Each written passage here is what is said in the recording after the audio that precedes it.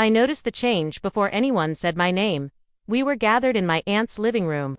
The kind of space designed to feel welcoming without ever truly belonging to one person. The couch cushions were arranged carefully, the coffee table held plates that no one claimed, and the air carried that familiar blend of perfume, food, and polite tension that always came with family gatherings. I sat near the edge of the couch, close enough to be included, far enough to stay out of the way. That placement had never been discussed, but it had been understood for years.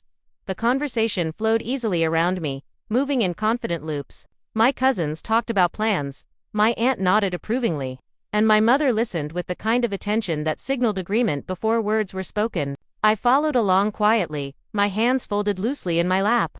My posture relaxed in a way that suggested comfort rather than absence. I had learned how to sit this way early. How to make my presence unobtrusive without making it invisible. Someone mentioned a decision that affected all of us. Something small but practical. Dates, responsibilities, expectations. The kind of detail that usually passed without friction because someone else always volunteered an answer on my behalf. I waited for the familiar glance in my direction, the assumption that I would adjust, that I would make room. It did not come. Instead, the conversation continued, as if the space where my input would have been had already been filled. I felt a brief tightening in my chest, not sharp or painful, just noticeable. It was the sensation of being repositioned without being moved, of realizing that the role I had quietly maintained was no longer being acknowledged in the same way. I stayed calm, not because I was unaffected, but because calm had always been my language. As voices overlapped, I watched how easily the decisions settled into place. No one was dismissive, no one was unkind. They simply spoke with certainty, the kind that forms when patterns go unquestioned for long enough. I recognized that certainty. I had helped build it by staying quiet whenever silence felt easier than correction. I did not interrupt. I did not rush to insert myself. I let the moment unfold, listening closely to what was being said and to what was being assumed. There was a difference, and I felt it clearly now. For years, my calm had been interpreted as flexibility. My restraint had been mistaken for agreement. I had allowed that interpretation because it kept things smooth. Because it made gatherings like this one feel manageable instead of draining. That understanding had worked. Until it quietly stopped working for me. Someone laughed softly at a side comment. And the sound settled into the room like punctuation. The decision was complete. It had moved from suggestion to plan without resistance. I realized then that nothing would change unless I changed how I participated. Not by becoming louder. Not by pushing back forcefully, but by choosing when my calm was a boundary instead of an offering.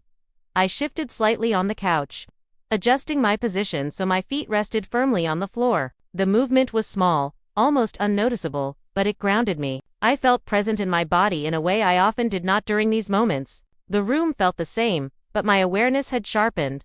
I did not know yet what I would say, or if I would say anything at all during this gathering. What I knew, with quiet certainty, was that my role had already begun to change, not because of what my family had done, but because of what I was no longer willing to do automatically. I remained calm as the conversation moved on, but the calm no longer meant compliance, and that distinction mattered more than I had ever realized. The shift followed me into the next room, even though no one else seemed to notice it. After the conversation moved on, people stood and rearranged themselves with casual familiarity. Someone reached for the coffee pot, another person gathered empty plates. The gathering loosened into smaller clusters, the way it always did once the main decisions had been made. I stayed seated for a moment longer, letting the noise soften around me instead of rushing to fill space with usefulness. In the past, this was when I would have stood quickly, looking for something practical to do. I would have collected dishes or offered to help in the kitchen.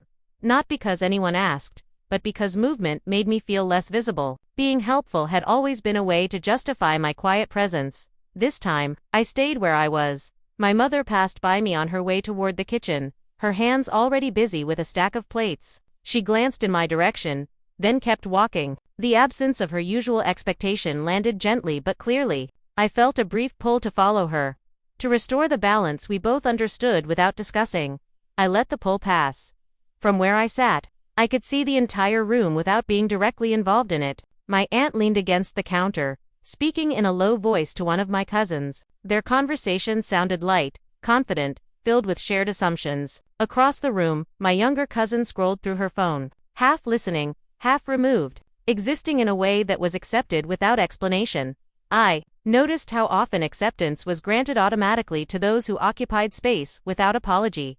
I folded my hands loosely and listened. Someone mentioned how smoothly things had come together, how easy it was when everyone was agreeable. The comment was not directed at me, but it brushed against something tender all the same. Agreeable had always been the word used when my silence made decisions simpler. I had worn that description comfortably for a long time. A memory surfaced without effort, one of many gatherings where my preferences had been skipped over, not out of disregard, but out of habit. I remembered holidays where seating arrangements were decided before I arrived. Plans finalized before I was asked. Responsibilities assigned without discussion. Each moment had seemed too small to address on its own. Together, they had shaped a role. My aunt's voice drifted closer as she approached the couch, settling into the chair across from me. She smiled warmly, the kind of smile meant to include rather than examine. "You're always so easygoing," she said, not as a comment, but as a conclusion. "It makes things simpler." I met her eyes and returned the smile, but something in me paused instead of agreeing. The sentence hovered between us, waiting to be accepted the way it always had been. "I try to be thoughtful," I replied. The words were calm, measured, and true. They did not contradict her, but they did not confirm her assumption either. The difference felt small, but it held weight. She nodded and shifted her attention elsewhere. Satisfied, the moment passed without friction, yet I felt the quiet after it like a cleared space. I had not corrected her, but I had not disappeared into her framing of me. I stayed aware of that distinction as the afternoon unfolded. Later, my cousin sat beside me, her posture relaxed, her tone casual. She began talking about an upcoming event, outlining plans with ease. As she spoke, she glanced at me briefly, then continued, assuming my agreement without asking. I listened carefully, not because I planned to object, but because I wanted to hear the shape of what was being decided. When she finished, she looked at me expectantly, waiting for the familiar nod. "It sounds like you've put a lot of thought into it," I said. "I'll need to check my schedule before I commit."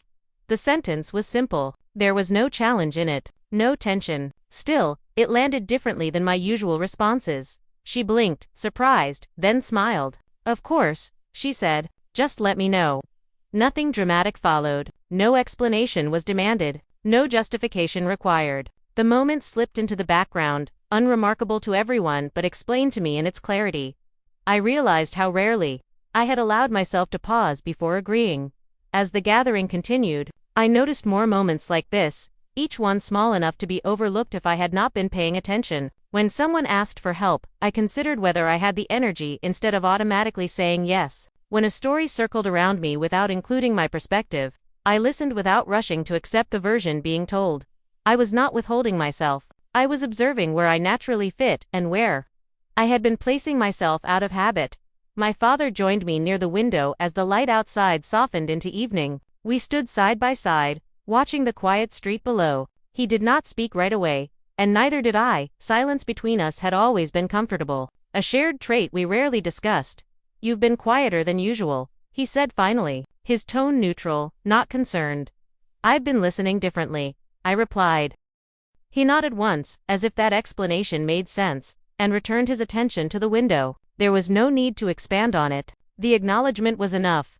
As people began to leave, goodbyes unfolded with familiar warmth. Hugs were exchanged. Promises were made lightly. I noticed how my body felt as I moved through these moments. There was less tension in my shoulders, less urgency in my movements. I was still calm. That had not changed. What had changed was my understanding of what my calm was allowed to mean.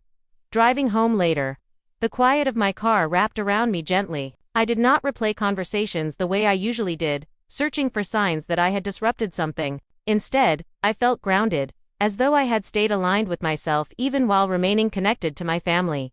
The role I had played for years had not vanished. It had simply shifted, reshaped by small decisions made in real time.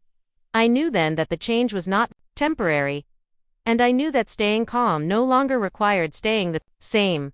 The weeks that followed did not announce themselves as different, yet I felt the change in the way I entered rooms. Nothing external had shifted dramatically. My family still moved through their routines with the same rhythm, still spoke in familiar patterns, still expected gatherings to unfold the way they always had. What changed lived beneath the surface, quiet and steady. shaping how I showed up without demanding attention. At the next family dinner, I arrived a few minutes later than usual, not late enough to cause concern, just late enough to disrupt my old habit of being early and unnoticed. When I stepped inside, coats were already hung, conversations already in motion, the house hummed with familiarity. I paused near the entryway, taking a breath before joining them. In the past, I would have rushed forward, eager to slip into place before anyone noticed the gap. This time, I let myself be seen arriving. My sister glanced up from the kitchen table. "Hey," she said casually, "we were just getting started." "I know," I replied, setting my bag down. "I'm glad I made it." That was all it took. No apology, no explanation. The exchange settled easily and the evening continued. As we gathered around the table, I noticed where I chose to sit. For years, I had taken the same chair, slightly removed, close enough to be included, but far enough to fade. Tonight, I took the open seat near the center, not to make a point, but because it felt natural. Conversation flowed around me as food was passed and plates were filled. I listened, engaged, attentive, but no longer bracing myself to stay silent. When a topic touched something I cared about, I spoke without rehearsing my words first. My voice did not sound louder than usual. It sounded steadier. At one point, my brother interrupted me mid-sentence, continuing the thought as if it were his own. The habit was familiar, something I had adjusted to over the years by simply stopping. This time, I waited. When he finished, I picked up where I had left off, calmly and without emphasis. I did not look at him pointedly or raise my voice. I simply continued.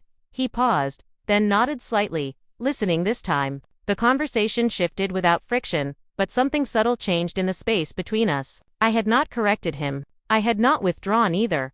I noticed how often my family responded not to what was said, but to how it was said. Later, as dishes were cleared, my mother began organizing tasks out of habit, assigning roles without looking. "You can help me in the kitchen," she said, already turning away. I stood where I was, considering the request. "I'll join you in a minute," I said. "I just want to finish this conversation first." She hesitated, then nodded. "All right." The word carried no irritation, only adjustment. She moved on, and I stayed seated, finishing my thought with my cousin, who listened attentively. When I eventually joined my mother, the kitchen work felt shared rather than assumed. These moments accumulated quietly. There was no single scene, where everything became clear to everyone else. No announcement that my role had changed. What unfolded instead was a gradual recalibration, one that required me to remain present even when it felt easier to retreat. At another gathering, a familiar pattern emerged around plans being made without my input. This time, I noticed it early. They discussed dates, availability, preferences, moving efficiently toward a decision. I listened until the moment felt right, then spoke. "I won't be able to make that weekend," I said. "I can come the following one if that works." The room adjusted. Someone asked a follow-up question. Another person checked their calendar again. The decision shifted slightly, accommodating my presence without resentment. No one commented on the change. No one needed to. I realized then that my silence had not only made things easier for them, it had taught them how to move forward without me. Speaking, even gently, rewrote that lesson. There were moments of discomfort too, moments where my calm presence disrupted expectations. Once, my aunt joked lightly about how I was always agreeable, how I never caused trouble. The words were familiar, meant kindly. In the past, recognize, I would have smiled and let them stand. This time, I smiled and said, "I care about keeping things respectful, but I also care about being honest." The table did not fall silent. The conversation did not stop. Still, the air shifted just enough for the comment to land differently. My aunt laughed softly and nodded, accepting the correction without embarrassment. I felt a quiet relief settle in my chest. Not every moment went smoothly. There were times when my words were overlooked, when conversations moved on too quickly, when my presence still faded into the background. The difference was that I noticed without internalizing it. I no longer measured my worth by how easily I fit into the space provided. One evening, after a longer gathering, I found myself sitting alone on the back steps, enjoying the cool air. My mother joined me, lowering herself carefully beside me. We sat in silence for a few moments, listening to the distant sounds of the neighborhood. "You seem more settled," she said finally, "more sure of yourself." I considered the words before answering. "I think I'm just being more honest about what I need." She nodded slowly. "I hope you know you don't have to be easy all the time." The sentence surprised me, not because I disagreed, but because it felt like permission I had been waiting for without realizing it. "I'm learning that," I said. She smiled gently and squeezed my hand before standing to go back inside. The exchange stayed with me, not as validation, but as recognition. As I drove home later that night, I reflected on how calm had always been my strength. It had allowed me to observe, to listen, to understand the emotional landscape of my family. What I had misunderstood was the cost of using calm as a way to disappear. Calm had become something else. It was a steady presence, a grounded choice, a way to remain connected without surrendering my place. I did not need to be louder to be heard. I needed to remain. And I was learning how to do that, one quiet moment at a time. The realization did not arrive all at once. It unfolded slowly, through ordinary moments that no longer felt as draining as they once had. I began to notice how my body responded differently when I entered family spaces. My shoulders no longer tensed automatically. My breath stayed steady. I did not scan the room for the safest place to disappear. I simply arrived, aware of myself as part of the picture instead of an afterthought within it. At a small anniversary gathering a few weeks later, the shift became clearer to me.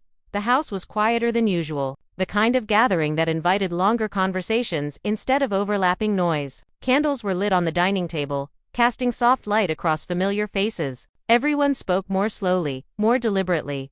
I took my seat without hesitation, placing my napkin on my lap and resting my hands comfortably on the table. No one assigned me a task. No one assumed I would manage the small details that usually went unnoticed. I was simply there as the evening unfolded.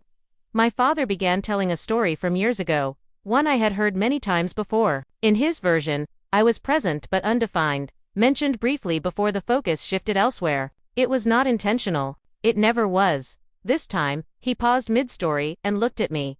"You remember this better than I do," he said. "What do you think?" The question caught me off guard, not because it was difficult, but because it was new. I considered my response carefully, not out of fear, but out of respect for the moment. "I remember feeling overlooked," I said calmly. "Not by anyone in particular, but by the situation." The table stayed quiet, attentive rather than tense. No one rushed to defend or dismiss. My father nodded slowly. "That makes sense," he said. "I'm glad you said it." The story continued, reshaped slightly by the truth, I added. Nothing dramatic followed. No apologies were demanded. No emotions spilled over. Still, something fundamental settled into place. I understood then that my role had already changed. Not because I announced it, but because I had stopped playing the old one. In the days that followed, I practiced this presence beyond family gatherings. I answered messages when I wanted to, not out of obligation. I declined invitations without crafting explanations meant to soften disappointment. I spoke honestly when asked how I was doing, even when the answer was simple and unremarkable. The quiet confidence that emerged surprised me. It was not loud. It did not seek recognition. It simply existed, grounded and unforced. My family responded in small ways. They asked for my input more often. They paused before making plans. They adjusted when I expressed limits, not perfectly, but consistently enough to matter. There were moments when old habits resurfaced, times when assumptions were made, instances where I felt the familiar pull to retreat. Each time, I checked in with myself before responding. Sometimes I spoke, sometimes I chose silence, but it was a silence I selected, not one that selected me. That distinction mattered more than I had expected. One afternoon, as I was helping my mother sort through old photo albums, we came across pictures from years earlier. I was there in many of them, smiling softly, positioned just outside the center. "You were always so easy," she said thoughtfully. "You never asked for much."